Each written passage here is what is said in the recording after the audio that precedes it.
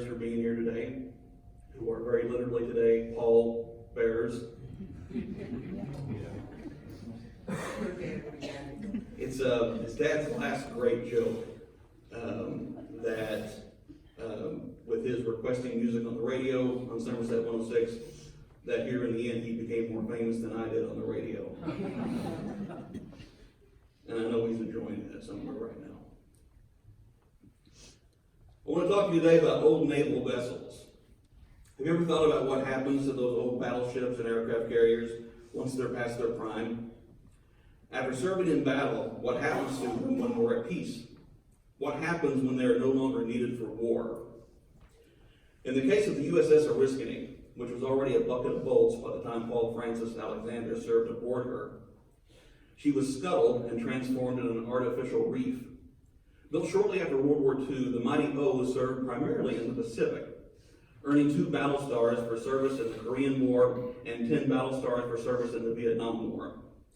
She was sunk in 2006, 22 miles south of Pensacola in more than 200 feet of water. Nicknamed the Great Carrier Reef, the site is one of the most popular diving destinations in the United States. With a myriad of marine life, opportunities for underwater video and photography are amazing. Water depth to the top of the ship is 80 feet, and the flight deck is at 145 feet. There's plenty of ship to explore above 100 feet, making this a unique dive for a variety of skills. The USS Oriskany got a second chance at life. An instrument of war that once took life is now part of the peaceful depths of the ocean, giving life.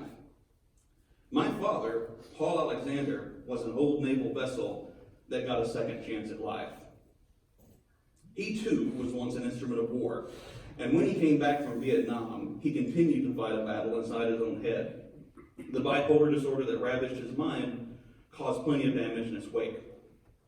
There was never a cure, and he only beat it on Sunday, September 29th. It was always there. It would manifest itself in different ways, but make no mistake that when my nephew was born, the cloud in Dad's mind began to lift more and more. When the vessel that housed my dad's soul began to fill, it changed him. He knew he was on a countdown. And so he used what time he had left to transition into a better vessel. He got a second chance with my sister. Dad and sis are more alike, probably than either of them would like to admit. They have a similar chaos in their heads. They understand it in each other, and they accept it in each other. It isn't easy, but she gave him the grandson that helped soften him up considerably. He loved my sister very much and adored her son. He got a second chance with me. Growing up, I became indifferent to my father. He was always a loose cannon. I didn't know what he would say from family get-together to family get-together. At the time, it never even dawned on me to consider him my hero. And I'm ashamed of that, because it wasn't until my own struggles with depression and anger that I realized I had the same demons in my head that he had in his. Just like the song says, his boy was just like him. The only difference is he raised a family. I don't have any children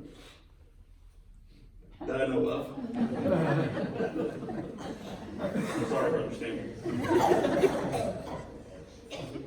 Yeah. That's like fixing the barn door after the cat.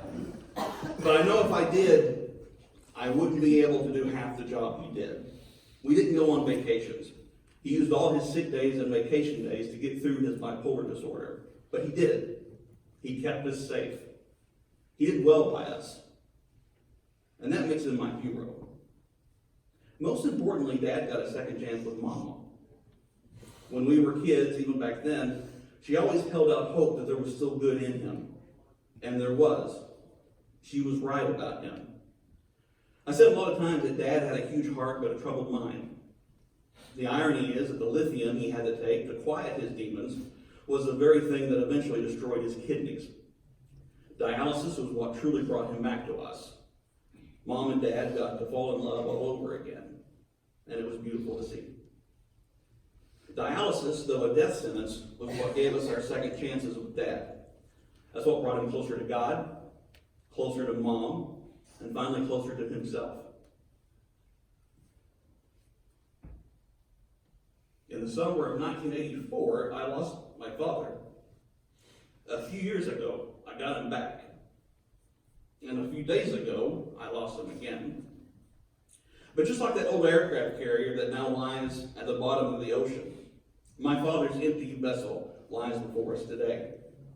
Old naval vessels, put together with spit and baling wire, now transformed into beautiful new bodies, forever and always.